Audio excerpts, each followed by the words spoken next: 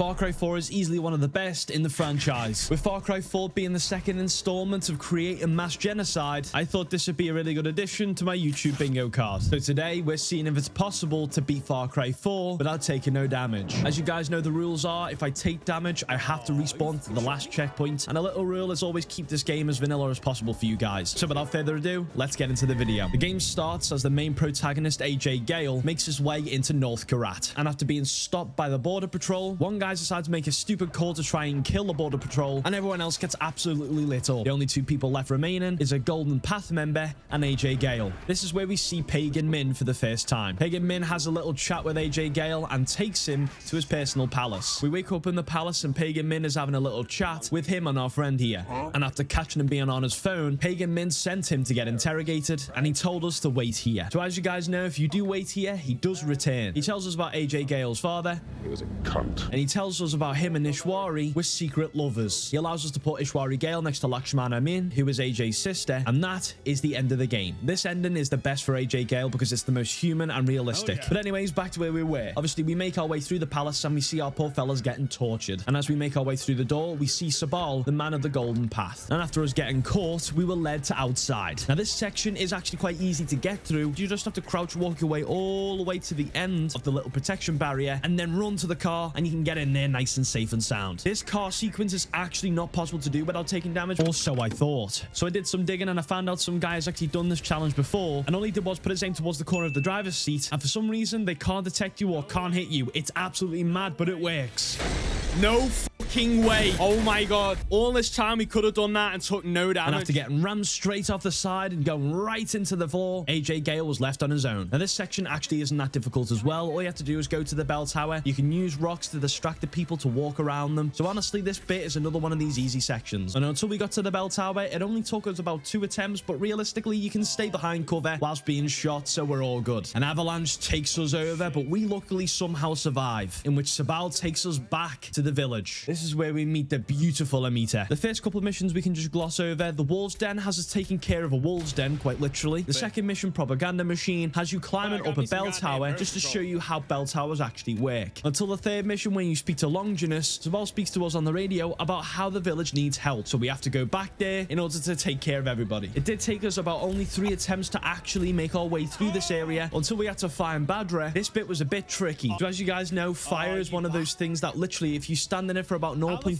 milliseconds, you will catch fire. I had to really slowly make my way through this little house, and finally we got our way to Badra. We saved poor little Badra, and it was time to move on to the next mission. Sabal speaks to us about a place in Mount Hamlet where there's hostages that need securing, and after very willingly going, this mission is another one of these hostage rescue ones that you'll see throughout the whole entire game. It's actually not that bad once you get the hang of it. The next mission had us clearing an outpost, and honestly, I just used my bow to open the gate and allowed the elephant to absolutely shred through all the forces, which basically made this mission a piece of cake. The next mission, AJ walks in on Amita and Sabal after their wonderful little conversation. This is where you get to choose against a religious extremist or a capitalist psychopath. Me personally, I always choose Sabal every time. Sabal's mission has you protecting the local camp. Just like Far Cry 3, you can actually place the landmines in the spawn points, so you can literally just get through this part with relative ease. Now, after taking a few archers out myself, we get brought to the main area. We have to take out a few more, which the compound bow does very neatly, and we can move on to the next mission. The next mission has us meeting Raiju in the temple, which after tediously having to gain karma, we get brought outside to make a defense. Now, this section wouldn't be such a big pain in the arse if you have to defend 2 areas from getting bombed. Best way to do this is to get the LMG and to take your time whilst also taking out everybody else. This mission only took me a couple of restarts, and after successfully killing everybody, the mission was over and on to the next. We meet back up with Longinus, and he tells us to go to the Himalayas. Now, the mission in the Himalayas is actually not that bad at all. Nobody can actually see you in the snow, so you can take out everybody as loud as you possibly want to, in which after going through 3 areas, getting attacked by an eagle, we found exactly what we needed, which was a bunch of diamonds, and we got the hell out of there safe and sound. We gave them to Longinus, and he gave us in return a bunch of weapons. It's another choice mission where I will choose Sabal again to destroy the heroin fields. This mission is an absolute ball ache if you try to rush it. The best way to deal with this mission is to get a sniper and to basically just shoot all the fields one by one whilst taking care of the people who are trying to turn on the water fountains. It's as easy as that. The next mission, forced me to talk to these two British potheads, and after getting forcefully drugged up, we end up in a cage match. Now we need to survive the arena. Now this wouldn't be so unbelievably annoying if I had actually decent weapons other than the AK and a shotgun. And after quite a few attempts of trials and tribulations, getting absolutely slammed into the floor, we finally became victorious, and it was time to move on to the next mission after that. The next mission has me talking to Amita again here, being absolutely pissed because I'm choosing Zabal over here, as she tells us that Pagan Min's forces are blowing up the Sleeping Saints. And I absolutely love this mission. All I did was, as soon as I got up towards the Sleeping Saints, and shot everyone before they could even get close to me. The holy M79 grenade launcher has the ability to destroy a helicopter and a car before they even have a chance to stop. This mission was wholly victorious without even needing to restart once. The next mission had us going back to the woman from beforehand, crying our eyes out saying that we need to go and save her family. So us doing our due diligence and being a person who has no jurisdiction in this land, we decided to go and take care of this problem. This has us sneaking through a Diddy mansion from one of the guys at the very beginning of the game, so we have to go and kidnap him. I have to free some slaves before I can actually kidnap him. These bits weren't actually that difficult. The only reason why they were so difficult in the first place is because I was trying to speedrun it. And after a few really careless attempts later, we get our hands on Paul, knock him out, and we take him with us. This mission was actually so much easier for me because I was able to scale up the mountains, and after driving my way through and using the M79 to clear the path, we made our way to Sabal and Amita, where they went to question him. We had to choose Sabal again to destroy a factory that was harvesting drugs. So on we go. The first part had us destroying a chimney, which before that we had to destroy some cables. This part of the mission isn't actually that easy to get through a stealth sequence, and after a few very shit attempts, we finally took care of all the cables, and it was time to destroy the chimney. And as we went inside here, it was another one of these easy sections again, as you guys know. After sawing my way through this, we finally destroyed all of those terrible drugs, and it was time to move on to the next mission. Sabal and Amita has us now killing the woman who we were trying to help from earlier before. Now infiltrating this place is actually quite easy, as you taking care of a few enemies, which I did with relative ease. Once it was time to either shoot her or spare her, I decided to spare her mercy, and obviously she decided to take her own life as she found out the heartbreaking news of having no family left. The next mission has us going through with these British potheads through Shangri-La. Now this has us going through some really random ass shit, as you basically taking out a bunch of people. To skip past this mission, all you have to do is just roll a bunch of scriptures, take out a bunch of people, and all I did towards the end is sacrifice my little white tiger as I ran up and took care of this mission once and for all. Although once again the British Pothead Chronicles came back to life. There was one extra mission that I had to do, and before you guys say about the armor function, remember the last mission to Shangri-La, we did get stripped of our armor, so don't worry, I didn't take no damage throughout this section, just so you guys don't say I'm cheating. It was finally time to speak to Willis. Willis asks AJ for backup in exchange for information on AJ's father, so reluctantly he agrees. Now this mission actually isn't too bad until you get to the helicopter bit where there's a gun on the helicopter. Now this bit is an absolute pain in the arse. Oh, I can't move. I can't fucking move.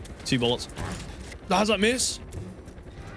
Yes, come on. And after getting killed about half a dozen times, we finally met back up with Willis. And after AJ and Willis's little chat, he tells us that the intel is in the plane and is about to take off. This is where one of the most badass moments where AJ gets onto an ATV, flies off the side, and I wish the game physics could actually work in this game, but I had to restart a few times because it kept flopping to the ground or actually not having enough height to make it to the plane. But after finally being successful, we get our information and we realize it's worth jack shit, in which Willis gets us to do another step and fetch mission once again. The next mission has us going back up to the Himalayas, where we have to take out a couple more lieutenants. As we went further into this compound, we killed another lieutenant, and it turns out to not be him again, surprisingly. So we went inside the cave, and as we made our way further into the cave, we made our way to the main compound. I had to once again restart this section, but after restarting it once, we absolutely sniped everyone through this area, and that was the end of the mission. The next mission is surprisingly with Willis once again, and we have to go to the Akash Temple to kill another lieutenant. This time you can't kill the lieutenant with bullets, you have to use a machete. So it did take us quite a few times to actually get through this area, but honestly this bit wasn't too bad. And after taking care of that lieutenant, AJ has to use his wingsuit to fly through the mountains, and we finally met back up with Willis, in which it turns out we actually didn't get rid of any of Pagan Min's forces. We were getting rid of some CIA moles, and after doing the dirty work, Willis leaves us to die and rot to be kidnapped by Pagan Min, which after waking up, Pagan Min has brought us to the karate gulag called Dergesh, and after speaking to him, we were left dealing with his lieutenant. Go on, my son. Go on.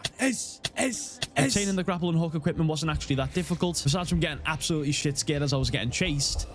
Shit! We finally made it down, and we just basically used the grappling hook to get down to the bottom part of Dagesh prison, in which after the Mirage kicked our grappling hook and we fell down to the abyss, we woke back up in the bottom of Dagesh prison. This bit is a stealth section in which you do get throwing knives, which if you're not careful enough, you will miss them, which I'm not gonna lie, we did restart quite a hell of a lot of times here. We got absolutely slammed in this segment, but after finding out the holy shotgun is a one-shot kill regardless, we absolutely smashed our way through this area, and as we were making our way through the avalanche, we seen Bigfoot, and before we could do anything, AJ collapsed, and we woke up back in Karat. Karat's second pappy saved the day once again, and I was back on my feet. Now we initially speak to Amita about taking the fight up to the north, in which we can destroy the gate and make our way into North Karat. After taking care of the soldiers near the truck, getting in this truck is actually not that bad. Honestly, we did actually have to retry a few times here because we did take damage, but I found the most genius tactic ever. I just basically drove up the side of the mountain where there was no enemies and just took the enemies out and then just keep driving. So after a million IQ playing, destroying that gate, killed the rest of the Royal Guards, and it was time to shack up and defend this area. Now this whole time, I was absolutely shit scared. I did not want to take no damage,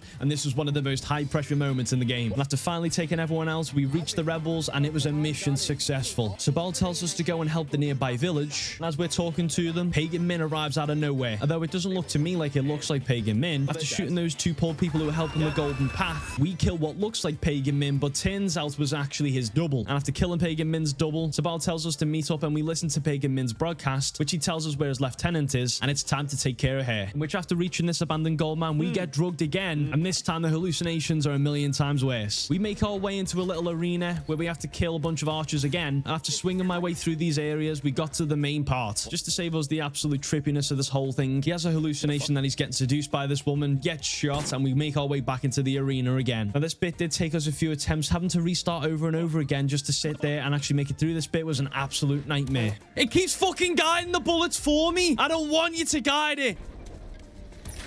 Oh my god, this bow and arrow is so inaccurate. Watch this, watch this. Okay, finally. Ready? Oh, so now it wants to work. Now it wants to work. Oh, for fuck's sake, man. I can't even see the other guy. But after finally taking care of everybody, I sliced that bitch up, and she was finally finished. And it was time to move on to the next. Before we moved on to the next mission, I got my hands on the beautiful SA-50. And after meeting up with Badra, it's time to choose either Sabal or Amita. And as you guys know already, I'm choosing Sabal. He speaks to us about how we need to remove a thorn in his side, which was killing Amita. So after accepting this quest, we realize that she's trying to destroy the Jalandu temple by telling the Royal Guards where it is. This mission is an absolute Trust me, ache. sniper rifle won't do the job. This will. Oh my god. Oh Jesus, man. I literally, what didn't I literally just press the trigger?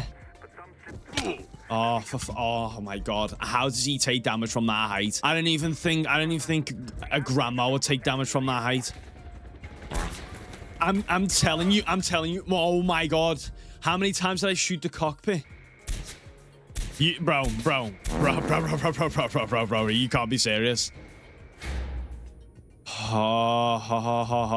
after finally finding the perfect strat, it wasn't over. We had to hurry our way over to the camp where they were sending artillery shells. This is another one of these missions where you have to protect the people whilst also killing the Royal Guards. This mission is absolutely easy with the SA-50 since it one-shots every single normal person and one-shot headshots are heavy. But after going through these reinforcements, hiding from the artillery shells and coming back out a few times to skip through the boredom of this mission, it only took me a singular attempt to get through this rest of this mission, and it was time to move on to the next. We speak to Sabal, and he gives us the mission of taking down Amita. So after making my way there and killing a few of the rebels, we went into the little hut where she's creating documents. I was shuffling through tasks on my other monitor, and I accidentally clicked on it, which actually shot her and killed her.